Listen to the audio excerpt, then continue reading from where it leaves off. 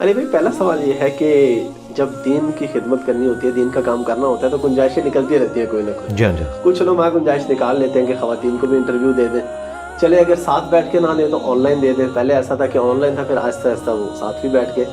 تو آپ ایسی صورت کو کیوں نہیں نکالتے؟ ہمارے مشترکہ دوست ہیں آپ کے پاس، جب انٹرویو کے لیے آتے ہیں وہ کو ہوسٹ کرتے ہیں کسی فیمیل کے ساتھ، تو آپ فیمیل کو الاؤ نہیں کرتے. ہاں جی، اس کی ریزن یہ ہے کہ اسلام میں جو سیکس ڈسپلن ہے نا، یہ بہت سخت ہے. اس حوالے سے صحابہ کرام علیہم رضوان کی مبارک زندگیوں میں آپ کو کوئی ایسی چیز نہیں ملے گی.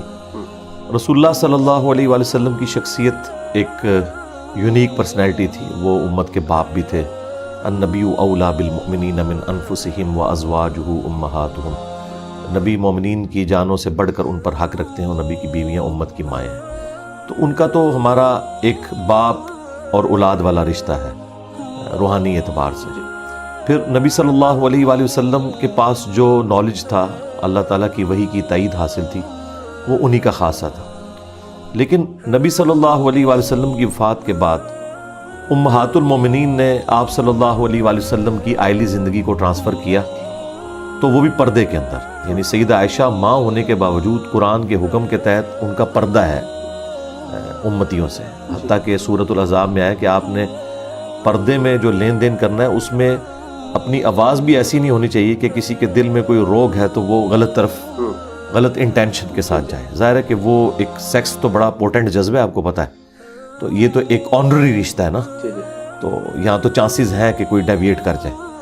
تو اس اعتبار سے سیدہ عائشہ سلام اللہ علیہا سے لوگ مسائل پوچھتے تھے، لیکن پردے میں بیٹھ کے. اور وہ ماں کی حیثیت سے وہ بات ہی یہاں سے سٹارٹ کرتے تھے، اماں جان یہ بتائیے، اماں جان یہ بتائیے. یعنی آپ سے جو عمر میں بڑے تھے وہ بھی آپ کو اماں جان کہہ کے پکارتے تھے.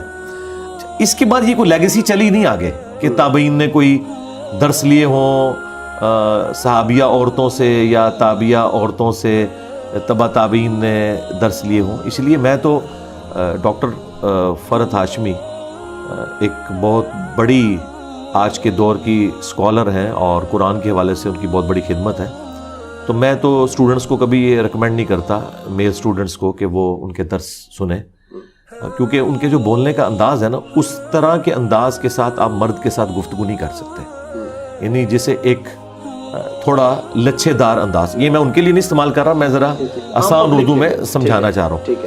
عورتوں کے لیے ان سے بیسٹ کوئی ٹیچر نہیں ہے، اور انہوں نے ریولوشن برپا کی ہے. میں اکثر کہتا ہوں کہ مولانا مودودی رحمہ اللہ کی 2 زندہ کرامتیں ہیں ان کے جانے کے بعد.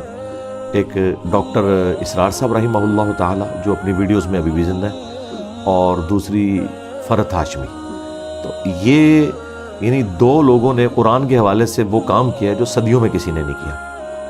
اور نہ صرف قرآن کے حوالے سے کام کیا، بلکہ ایسے اسٹوڈنٹ پروڈیوس کیے کہ جنہوں نے قرآن کی آواز دنیا کے ہر کونے تک پہنچائی، اور ان کے اندر وہ پیشن پیدا ہو گیا کہ ہم نے اب اس دعوت کو لے کے چلنا ہے.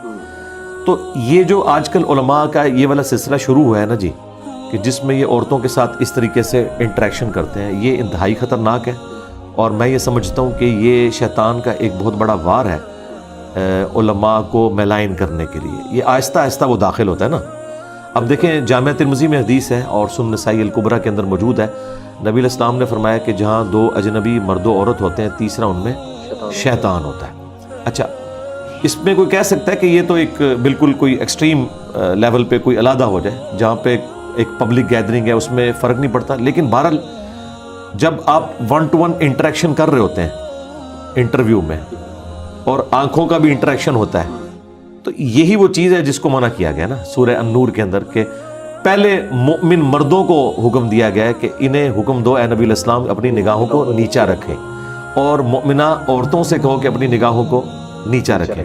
یعنی مرد و عورت جو ہیں یہ آپس میں اس طرح کا کوئی انٹریکشن نہیں کر سکتے نامحرم انٹرویو والا. اب دیکھیں، مجھے بتائیں سورہ نور کے ہوتے ہوئے میں کس طرح یہ لوگوں کو الاؤ کروں کہ وہ قرآن کی تعلیمات کے خلاف چلتے ہوئے یہ والا معاملہ کریں انٹریکشن کا اس اعتبار سے. تو میرا خیال ہے عورتوں میں ایسے یعنی ایسی اینکرز موجود ہیں جو ان کا اچھا انٹرویو کر سکتی ہیں، تو وہ کریں اور اچھے طریقے سے اپنی بات ان تک وہ پہنچائیں. بہت اچھی بات ہے. لیکن مردوں کے ساتھ جب انٹریکشن ہوگا نا جی، وہ پھر بقول خان صاحب کے خطرناک نہیں خطرے ناک ہو جائے گا.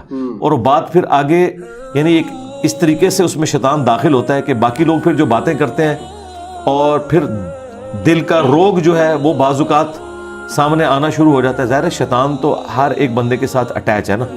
تو اس اعتبار سے آپ دیکھیں اسلام میں عورت کی آواز کا بھی مرد کے پوائنٹ آف ویو سے پردہ ہے. بخاری مسلم میں حدیث ہے اگر مرد امام بھول جائے گا تو مرد اسے سبحان اللہ کہہ کے غلطی پر مطلع کریں گے اور عورتیں سبحان اللہ نہیں کہیں گی, تصفیق, ہاتھ پہ ہاتھ ماریں گی. اب مجھے بتائیں سبحان اللہ کہنے کی بھی ممانعت ہے, اس میں بھی آواز کا بلند کرنا عورت کے لیے مردوں کی موجودگی کے اندر یہ منع ہے. تو آپ سیکس ڈسپلن کا اندازہ لگا سکتے ہیں. فرائیڈ نے تو کچھ عرصہ پہلے ہمیں بتایا نا کہ سب سے امپورٹنٹ جذبہ سیکس کا ہے, لیکن اسلام نے تو بہت عرصہ پہلے کہہ دیا زین للناس حب الشہوات من النساء. اس میں کوئی عورتوں کی تذلیل نہیں ہے, ان کے لیے آنر ہے کہ عورت اللہ تعالیٰ نے ایک اٹریکٹفل چیز بنائی ہے, اسی لیے اسے پردے کا حجاب کا حکم دیا گیا, یہ اس کے لیے آنر ہے. یعنی مرد کے ساتھ اگر اسے کمپیئر کیا جائے تو وہ اسے پازیٹیولی اس اعتبار سے دیکھے. عورت کا مطلب ہی ہے پردے کی چیز, ہم کہتے ہیں ستر عورت, مرد کی چھپانے کی چیز, تو چھپانے والی عورت کا مطلب ہی چھپانے کی چیز ہے. تو یہ عورت کے لیے آنر ہے کہ مرد اس کے لیے کما کے لاتا ہے, اسے گھر میں ایک ملکہ بنا کے رکھتا ہے. تو میرا خیال ہے اللہ تعالیٰ نے اسے اتنا بڑا سٹیٹس دیا ہے تو وہ اس کو اویل کرے. تو یہ سیکس کے پوائنٹ آف ویو سے میں سمجھتا ہوں جو اسلام کا ڈسپلن ہے نا, واقعی سیکس اتنا پورٹنٹ جذبہ ہے کہ یہ ڈسپلن ایسا ہی ہونا چاہیے تھا. میں اکثر اپنے بھائیوں سے کہتا ہوں مجھے اسلام کی دو چیزیں بڑی پسند ہیں. ایک عقیدہ توحید, توحید ایسی ہونی چاہیے تھی کہ اللہ کے سوا کوئی نہیں, ہاں نہ وہ اللہ کا کوئی قریبی ہے نہ کوئی دور کا, بس اللہ اللہ ہی ہے, تاکہ آپ گاڈ اورینٹڈ ہوں اور اللہ کے سوا ہر ایک کا ڈر آپ کے دل سے نکل جائے. اور دوسری چیز سیکس ڈسپلن, یہ اتنا غیر معمولی جذبہ ہے مرد و عورت کا کہ اس میں شیطان داخل ہو سکتا ہے. بڑے بڑے بنی اسرائیل کے عبادت گزاروں کو شیطان نے ورگلا دیا, اور سب سے بڑھ کر میں جب سورہ یوسف پڑھتا ہوں تو کانپ اٹھتا ہوں کہ اللہ تعالیٰ فرما رہا ہے کہ اس عورت نے یوسف کا قصد کیا اور یوسف بھی کر لیتا اگر اپنے رب کی برہان نہ دیکھتا. اندازہ کریں یوسف اس عورت کا قصد کرتا جو اس کی ماں تھی, منہ بولی ماں تو تھی. مجھے بتائیں جس عورت نے کسی بچے کو پالا ہوتا ہے چھوٹی عمر سے, وہ بچہ اسے ماں کی نظر سے ہی دیکھتا ہے. لیکن اللہ تعالیٰ فرما رہا ہے یہ اتنا غیر معمولی جذبہ ہے کہ وہ یوسف بھی قصد کر لیتا اگر اپنے رب کی برہان نہ دیکھتا. اور پھر اللہ تعالیٰ فرمایا وہ ہمارے مخلص بندوں میں سے, یعنی چوزن پیپل تھے. ایک ہے مخلص, اخلاص شو کرنے والا, وہ مخلص تھے. تو وہ تو مخلص تھے, باقی تو مخلص نہیں ہے. اس لیے اس اعتبار سے انسان کو بہت احتیاط کرنی چاہیے. اور میں اس معاملے میں اپنی اس پلیٹ فارم کے اعتبار سے 3 چیزیں میں نے بالکل بین کی ہوئی ہیں. نمبر 1 دولت کا فتنہ, کوئی چندہ بک نہیں. ٹھیک ہے. نمبر 2 شہرت کا فتنہ, کوئی میں کسی ٹور پہ نہیں جاتا, کسی یونیورسٹی میں لیکچر نہیں دیتا کہ میرا اس طرح کا انٹریکشن ہو کہ کوئی اندر اس قسم کا بڑا پن پیدا ہو. بھائی جس نے دیکھنا ہے ویڈیوز میں دیکھے, اتنی اچھی آپ بھی ریکارڈنگ کر رہے ہیں, لوگ گھروں تک بات پہنچ رہی ہے. اور تیسرا جو ہے نا وہ عورت کا فتنہ, یہ فتنہ پنجابی والا نہیں عربی والا, یعنی آزمائش. اور اگر آپ ان 3 فتنوں سے بچ جائیں, زمین و آسمان کے سارے شیاطین مل کے آپ کو ڈی ٹریک نہیں کر سکتے. یہ میرا دعویٰ ہے.